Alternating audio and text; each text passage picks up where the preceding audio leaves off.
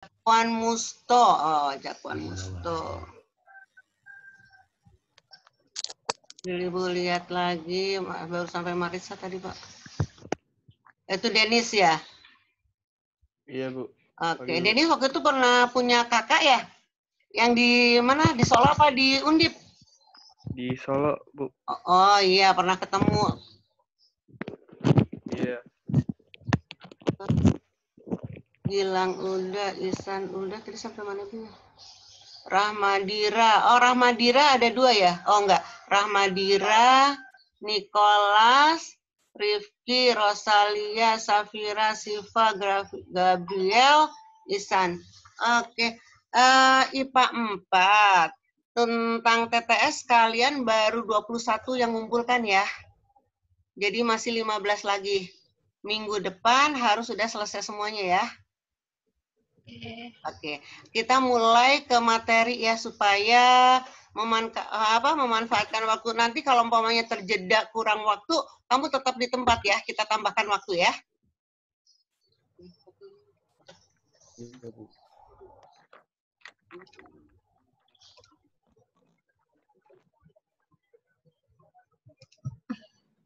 Kita lihat ke PowerPoint.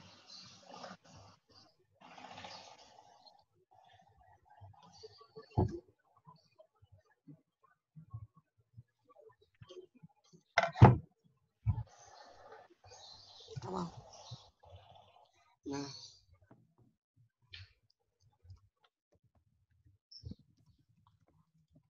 Neng, nanti kalau PowerPoint-nya kelihatan bilang ya. Kelihatan nggak PowerPoint-nya ya? Kelihatan nggak, Neng? Kelihatan PowerPoint? Rifki? Kelihatan ya? Oke. Kita mulai ya. KM siapa KM? Saya, Bu, saya. Siapa KM? Saya, Bu. Nah, kamu pimpin doa dong. Kita berdoa dulu. Oke. Ya, saat mulai. Ya. Supaya apa yang kita inginkan, apa yang kita lakukan hari ini berkah ya. Oke, mulai. Ya. Oke, teman-teman, mari sebelum kita mulai pelajaran hari ini, ada baiknya kita berdoa terlebih dahulu. Berdoa menurut kepercayaan agama masing-masing. Berdoa dimulai.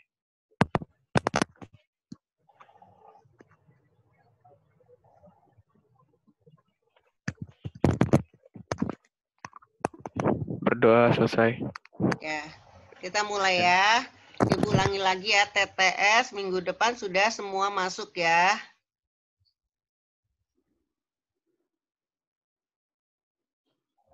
Oke, Neng. Ini nanti kalau bisa besok-besok lagi kalau umpamanya Ibu melakukan Zoom, kamu sudah punya lembaran ini ya, kamu fotokopi. Jadi nanti tinggal digaris-garis bawahi supaya kamu nggak pusing untuk belajarnya ya. Oke. Di materi kelas 12 semester pertama ini kita ambil kompetensi dasar awal yaitu 3.1 menganalisis upaya bangsa Indonesia dalam menghadapi ancaman disintegrasi bangsa antara lain PKI Madiun, DITII, APRA, Andi Ajis, RMS, PRRI, Permesta, dan G30S PKI. IPA 4, kalau dulu tahun lalu sebelum kita kena pandemi ini sebenarnya tugas kalian untuk berdiskusi. Tapi kalau umpamanya Ibu sekarang beri tugas ini untuk kalian diskusi, ya nggak jalan. Mungkin kalian harus mengumpulkan sumber, kemudian kamu harus bertandang ke rumah teman untuk mencari informasi atau untuk menyepakati sesuatu hal, nggak mungkin.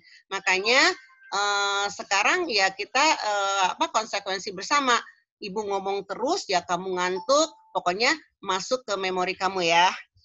Kalau kamu ngantuk, kamu boleh salah satu dan ngunyah permen karet, tapi jangan sambil makan, jangan sambil minum. Jadi seolah-olah di sekolah ya. Oke, ini kompetisi dasar, ada 8 peristiwa yang harus kamu pahami. Kemudian tujuannya apa? Supaya kamu tidak turut serta melakukan hal yang akan merugikan negara, karena ini peristiwa-peristiwa ini sangat merugikan negara. negara. Jadi kamu lihat suasana sekarang ini, apakah ada gejala-gejala lagi? Nah, kamu bisa menolak.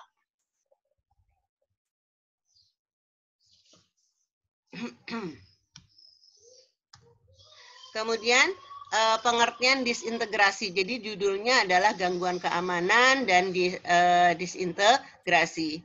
Disintegrasi merupakan situasi yang tidak adanya peraturan serta juga kesatuan yang berlaku di dalam kehidupan masyarakat. Disintegrasi secara umum sebagai lawan dari integrasi yang mempunyai pandangan persatuan serta kesatuan. Jadi disintegrasi itu akhirnya menuju ke perpecahan. Kenapa? Karena tidak sependapat, tidak sepaham, karena kecewa itu mungkin yang akan menyebabkan disintegrasi. Oke ya.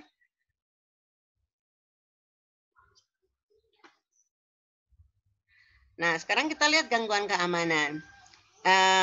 Setiap ibu jelaskan, kamu camkan, karena setelah setelah ibu terangkan, ibu adakan post test. Siswi yang pernah diajar ibu kelas 10 itu sudah maklum adanya pre dan adanya post. Jadi kamu pahami betul-betul karena nanti ada pertanyaan lisan, mulai hari ini sudah ada penilaian ya. Kamu ngantuk atau tidak, kamu ngerti atau tidak, itu terlihat dari jawaban yang bisa kamu, pertanyaan yang bisa kamu jawab. Nah, setelah dan lagi berjuang untuk menjadi negara kesatuan Republik Indonesia, kita ditimpa lagi oleh gangguan keamanan yang dilakukan oleh bangsa kita sendiri. Kamu tengok ke belakang, kita merdeka 17 Agustus tahun 1945, tapi November 1945 kita sudah harus mempertahankan kemerdekaan karena Belanda ternyata datang membonceng sekutu dengan namanya NICA, Netherlands Indian Civil Administration. Dan akhirnya ada dalam perjanjian Linggarjati bahwa kita hanya diakui 3 daerah. Nah, kita sedang melakukan hal untuk kembali ke NKRI, ternyata ada dari saudara-saudara kita sendiri, dari sahabat-sahabat kita sendiri yang kecewa, dan akhirnya melakukan gangguan keamanan. Jadi kamu bayangkan Soekarno, Hatta, dan kawan-kawan pada waktu itu betapa sibuknya, betapa susahnya. Ya, ingin menegakkan kemerdekaan, pengakuan kedaulatan, juga memberantas apa yang dilakukan oleh saudaranya sendiri. Ya. Nah, disintegrasi ini dibagi menjadi 3 kelompok. Ingat-ingat, disintegrasi terbagi menjadi 3 kelompok. Yang pertama berdasarkan ideologi. Awalnya Pancasila ada sekelompok yang menginginkan Pancasila berubah menjadi komunis. Itu PKI Madiun 1948. Ada yang kecewa. Ternyata pemerintahan kita tidak ajak. Kalau Islam mungkin lebih tegas. Akhirnya Kartosuwiryo memproklamirkan bahwa dia keluar dari Indonesia dan dia memproklamirkan negara Islam Indonesia dengan DITII. Jadi merubah Pancasila menjadi basis Islam. PKI Madiun dilanjutkan tahun 1965 dengan hadirnya G30 SPKI. Ingin merubah secara fundamental Pancasila menjadi komunis. Itu disintegrasi didasari oleh ideologi. Cerna dulu. Mudah difahami ini ya. 2. Ada yang berdasarkan untuk kepentingan diri sendiri dan kelompok. Angkatan Perang Ratu Adil, Republik Maluku Selatan, Andi Ajis. IPA 4, yang nomor 2 ini sebenarnya skenario Belanda yang disebut juga dengan nama bom waktu. Kenapa? Belanda menginginkan kembali ke Indonesia karena kesejahteraan di Indonesia itu bagus untuk mereka. Akhirnya mereka bekerja sama dengan orang-orang Indonesia yang kecewa, tapi mereka lah yang menyusun strategi, mereka lah yang membiayai. Nah, nomor 2 adalah gangguan keamanan berdasarkan kepentingan diri sendiri dan kelompok yang kebanyakan ini pemikiran-pemikirannya adalah pemikiran-pemikiran kolonialis Belanda. Hanya yang di depan adalah orang kita sebagai alat. Paham? Nanti kamu boleh bertanya ya, di nomor mana yang kamu tidak paham ya. 3, berkaitan dengan perbedaan sistem pemerintahan, yaitu Piagam Revolusioner Republik Indonesia dan Perjuangan Rakyat Semesta. IPA 4, di nomor 3 ini yang paling susah diberantas. Kenapa? Karena di sini adalah orang-orang negarawan yang pernah berjuang memerdekakan Indonesia, tapi kecewa terhadap Soekarno, kecewa terhadap pemerintahan, akhirnya keluar dari Republik Indonesia. Nanti kamu ketemu dengan, dengarkan baik-baik, pernah dengar nggak tokoh yang bernama Safrudin Prawira Negara? Siapa yang mau ngomong? Siapa Safrudin? Apa yang kamu ketahui tentang Safrudin Prawira Negara? Coba pengeras suaranya kamu buka. Siapa yang tahu? Rifki, siapa itu Safrudin, Rifki? Dia melakukan pemberontakan terhadap pemerintahan yang sah. Padahal Safrudin Prawira Negara pernah berjasa, bahkan berjasa sekali. Siapa itu Safrudin? Hai, kelas 11 ketika mempertahankan kemerdekaan. Pak Vita. Perdana Menterinya bukan, Bu? Perdana Menteri? Bukan. Bukan. Itu Amir Syarifuddin nanti. Coba, siapa lagi yang bisa... Ketua BPUPKI bukan, Bu? Ketua, bukan. Kalau ketua BPUPKI itu Rajiman. Ketua PDRI. Sih, pinter Pak Vita. Dialah yang ditunjuk oleh Soekarno ketika agresi militer kedua untuk membuat pemerintahan darurat kan ya? Di mana? Di mana pemerintahan daruratnya? Di Bukit Tinggi. Pinter, di Bukit Tinggi. Nah, orang semacam Safrudin melakukan pemberontakan. Betapa kecewanya beliau terhadap pemerintahan Soekarno. 2, nanti ada tokoh yang bernama Burhanuddin Harahap. Dia adalah orang pertama yang bisa melaksanakan pemilu di Indonesia. Tapi dia pun melakukan pemberontakan. Kenapa? Karena kecewa. Bahkan, dengarkan, di nomor 3 ini, Muhammad Hatta keluar dari Dwi Tunggal Soekarno Hatta. Ada apa gerangan? Nanti kita lihat ya. Sebelum Ibu buka slide berikutnya, ada pertanyaan dulu nggak?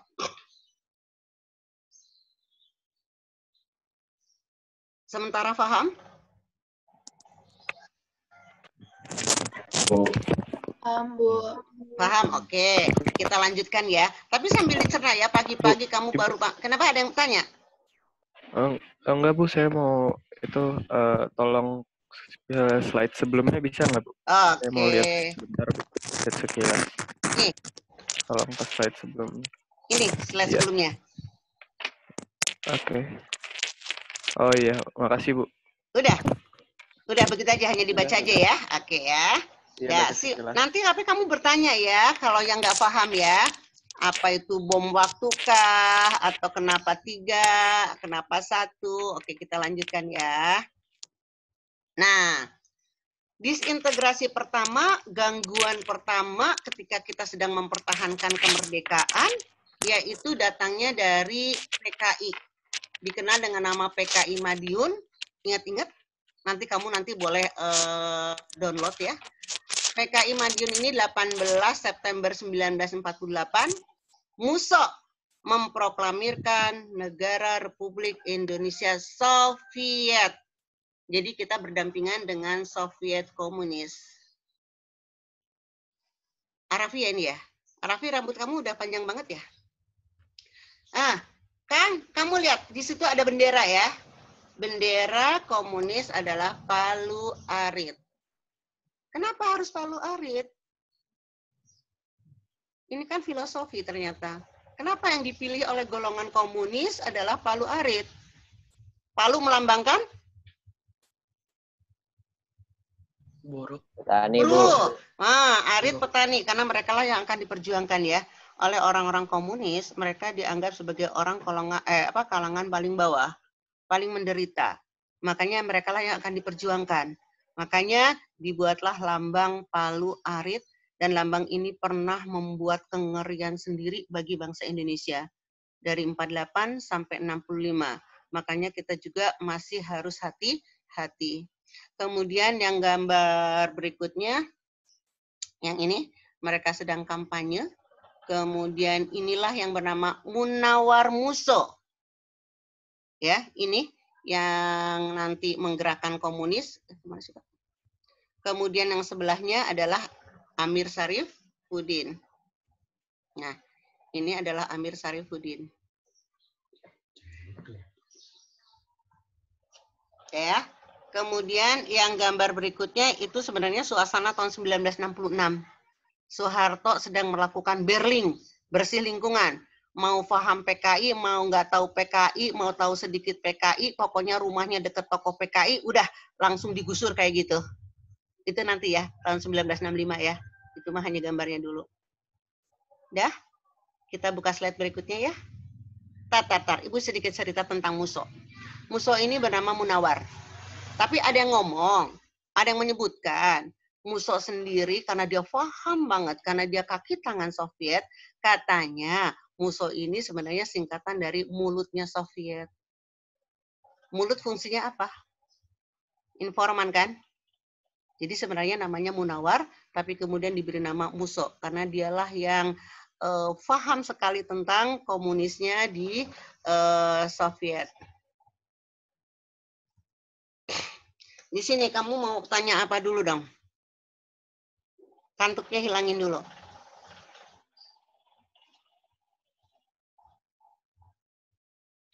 Apa itu komunis?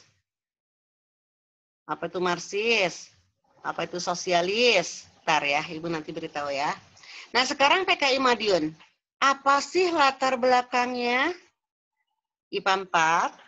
Ketika kamu ke kelas 12 disintegrasi ini, memori kamu ada perjanjian-perjanjian isi diplomasi pada waktu mempertahankan kemerdekaan. Dengarkan saja ya, karena Ibu nggak nulis ya.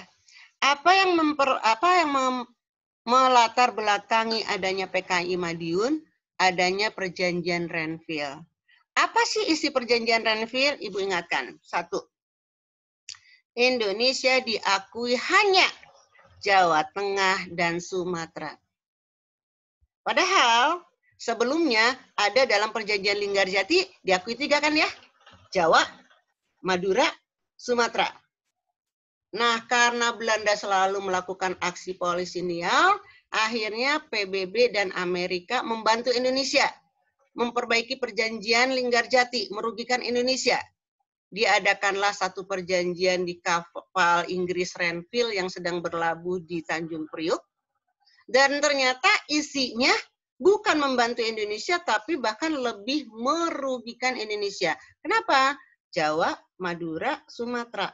Kok sekarang hanya Jawa Tengah dan Sumatera?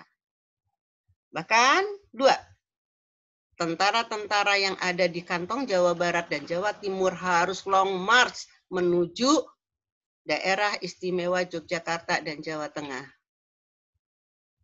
Itu salah 2 perjanjian Renville yang benar-benar merugikan. Nah, ketika Renville yang menjadi Perdana Menteri adalah Amir Syarifuddin. Rakyat akhirnya tidak percaya. Amir Syarifuddin tidak bisa menegakkan NKRI. Karena rakyat tidak percaya, akhirnya Amir Syarifuddin lengser. Memberikan mandatnya kembali kepada Soekarno. Nah inilah kekecewaan Amir Syarifuddin, akhirnya dia kerjasama dengan komunis, PKI. Paham? Paham ya?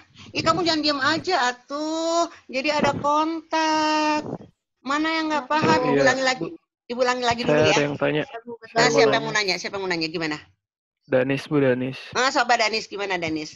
Tadi itu itu yang antara Jawa Timur sama Jawa Barat. Apa tadi Bu bahasanya long apa Long itu Bu march. tadi Long artinya ya? march itu harus hijrah, meninggalkan daerah asalnya, karena daerah asalnya Jawa Barat itu bukan milik bangsa Indonesia lagi, karena udah milik Belanda. Makanya si tentara-tentara itu harus meninggalkan daerah Jawa Barat dan Jawa Timur ke daerah yang dikuasai bangsa Indonesia. Mana? Jawa Tengah dan DIY. Oke, makasih Bu. Paham ya? Paham Bu. Jadi long march itu berjalan jauh. Hijrah, jalan. Cavalry jadi jalan. Ya. Paham? Paham Bu, paham. Ibu masih nunggu pertanyaan-pertanyaan yang lain ya. Jadi kamu jangan hanya menerima doang, ada pertanyaan lah. Nanti kalau hanya menerima doang dibohongin sama ibu gimana? Udah ya, kita ke slide berikutnya ya. Ibu ulangi lagi ya.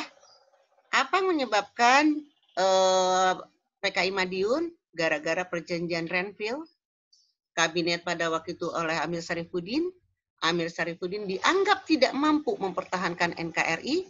Akhirnya dia tidak populer dan akhirnya dia turun. Karena dia turun, dia akhirnya ada waktu kosong dan dia didekati oleh komunis. Tapi sebenarnya Amir Syarifuddin juga sudah golongan sayap kiri ya, sudah ke sosialis ya.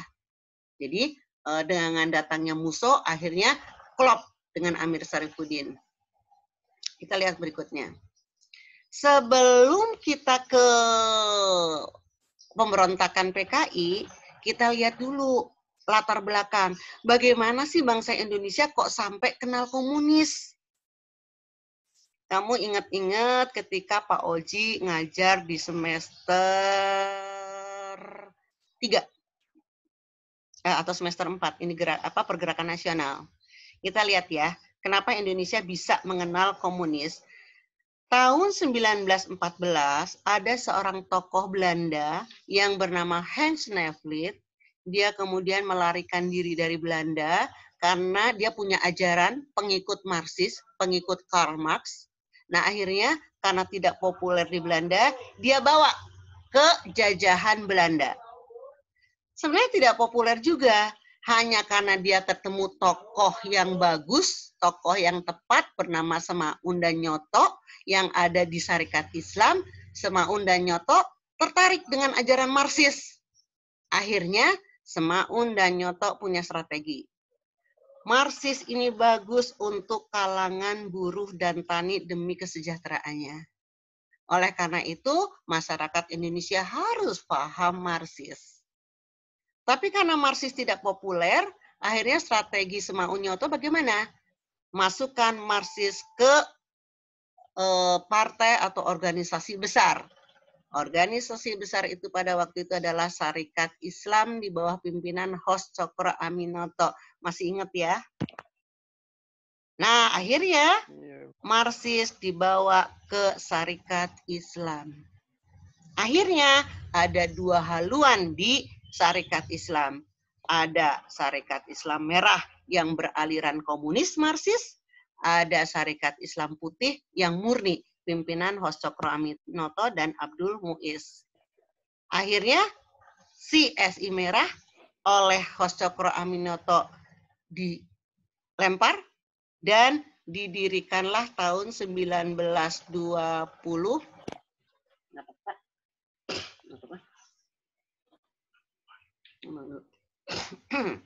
tahun 1920 tadi didirikan ISDV ya, International Socialist Democratic Vereniging. Mereka udah nggak ada.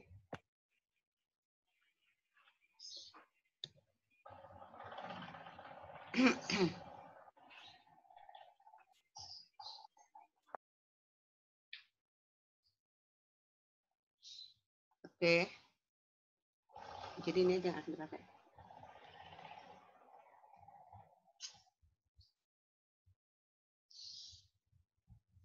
Oke ya. Nah, tadi si Marxis itu kan dikenal dengan nama ISDV ya, International Socialist Democratic Vereniging. Jadi awal partai komunis adalah ISDV oleh Hans Nevlid. Nah, si ISDV ini nanti melakukan PKI ini melakukan pemberontakan ke pemerintahan Hindia Belanda dengan cara pemogokan 1926-1927. Akhirnya komunis tidak berlaku di Indonesia karena dijegal oleh Belanda. Tapi kemudian ada lagi ketika Musso datang. Dihidupkan kembali ketika Musso datang. Dan akhirnya Musso kerjasama dengan Amir Sarifuddin. Dan kemudian melakukan pemberontakan terhadap pemerintahan Indonesia yang sah. Ibu tunggu dulu, ada pertanyaan enggak? Atau liar? Saya Mau nanya, Bu. Siapa yang mau nanya? Nurul. Siapa dulu? Oke, Nurul. Apa Nurul? Nah, ntar dulu Nurul. Ibu ciriin Tadi nih yang anak-anak yang nanya. Gimana? Tadi Kenapa, kan Nur? soal Marxisme itu kan soal ini kan, apa, kesejahteraan buruh. Ya, terus? Terus itu kenapa jadi bertentangan sama yang syarikat Islam yang putih? Kan bukan sepenuhnya hal yang buruk. Oke, pinter. Bagus pertanyaannya Nurul. Lah, ini kan untuk kesejahteraan buruh. Kenapa harus SI? Repot ya enggak? Karena itu kan sama-sama bagusnya. Dengarkan. Nurul, ternyata faham Marxis, faham sosialis, faham komunis, kalau dilihat dari kasat kasat batin, kasat mata, kelihatannya bagus. Karena apa? Kamu pernah dengar? Sosialis itu adalah kepemilikan bersama untuk kesejahteraan bersama, untuk kebebasan bersama.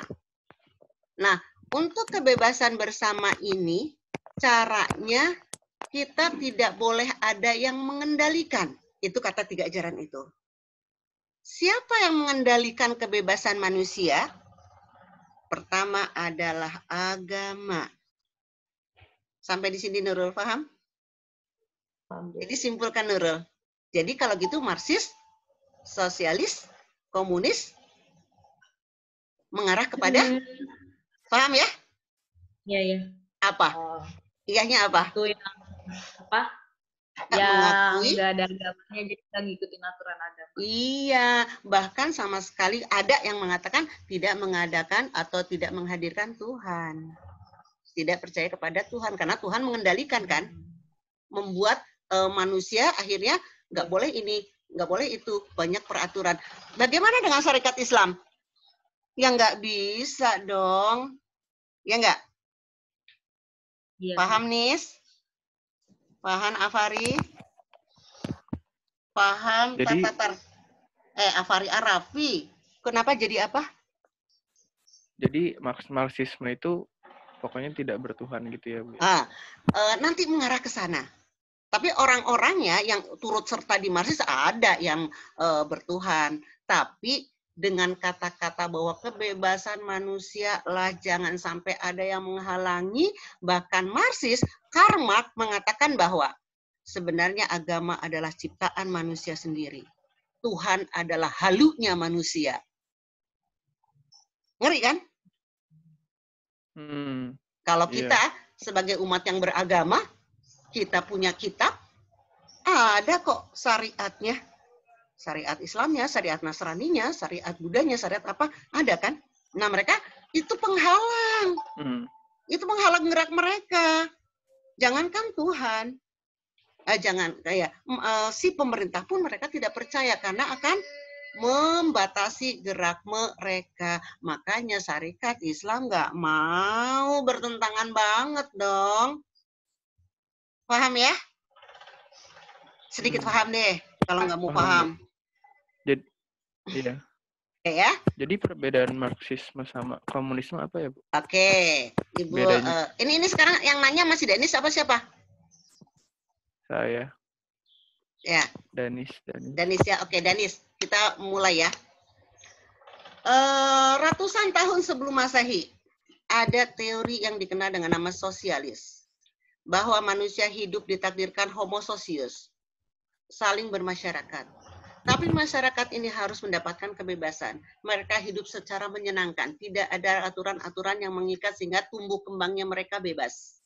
Itu sosialis. Kepemilikan bersama. Bumi ini milik semua manusia. Nggak boleh ada yang mengklaim ini milik saya. Jadi digunakan kebersamaan. Kolektivitas. Catat di memori kamu ya. Sosialis, kolektivitas. Dah. Akhirnya ketika revolusi industri, datanglah tokoh filsafat, ilmuwan yang dikenal dengan nama Karl Marx dalam bukunya Das Kapital. Nah, si Karl Marx ini mengamati dalam revolusi industri ternyata masyarakat terbagi menjadi dua. Ada masyarakat masyarakat sebagai jasa dari revolusi industri atau alat dari revolusi industri, dan ada si kaum pemodal. Sehingga, kata si Karl Marx, si masyarakat alat ini kerja dengan cara penuh tekanan. Karena harus ada jumlah yang mereka kerjakan kan ya. Tertindas oleh siapa? Kaum pemodal.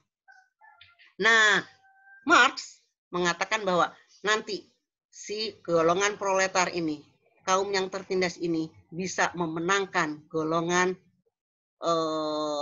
borju, golongan yang memiliki modal. Pikiran untuk si proletar ini bisa menyaingi si golongan modal, itu orang-orang yang suka kepada Marx menamakan dirinya adalah Marxisme. Clear? Diulang lagi ya. Dasarnya sosialis. Manusia itu bebas. Bekerja. Senang. Tiada tekanan. Karena apa? Semua kepemilikan bersama. Semua boleh dimiliki. Ya. Nah, adalah revolusi industri. Ternyata ada dua kelompok. Satu, masyarakat sebagai alat produksi, si buruh. Satu, ada manusia yang pemodalnya, kaum borju. Sehingga terjadi keributan-keributan di sini. Marx ngomong, nanti si golongan proletar ini akan bisa bebas mengalahkan ini. Nah, si golongan bawah merasa terobati oleh Marx, akhirnya mereka mengatakan Marxisme. Saya orang-orang pendukung yang akan mendobrak adanya ikatan-ikatan, tekanan-tekanan. Paham ya? Nah, muncul Lenin. Bagaimana cara pendobrakan itu? Dengan cara kekerasan, menghalalkan segala cara. Akhirnya dengan satu komune, kesatuan. Makanya dikenallah dengan komunis. Paham? Jadi beda ya. Jadi satu keterkaitan ya. Sosialis, Marx, komunis. Ini inti ilmunya, ini ingin mensejahterakannya, ini jalannya bagaimana? Paham ya? Si komunis. Oke. Oke, Nicholas, Justin sambil santai tidak apa-apa. Pokoknya kamu mendengarkan, Gilang. Kita lanjut ya. Yang Ibu Sapan ada apa? Oh, itu tadi Jaidan yang rambutnya udah gondrong. Ada. Rambut kamu gondrong banget itu. Kayak film kartun apa tuh yang rambutnya? Oh ya, lagi lockdown ya nggak boleh ya. Iya.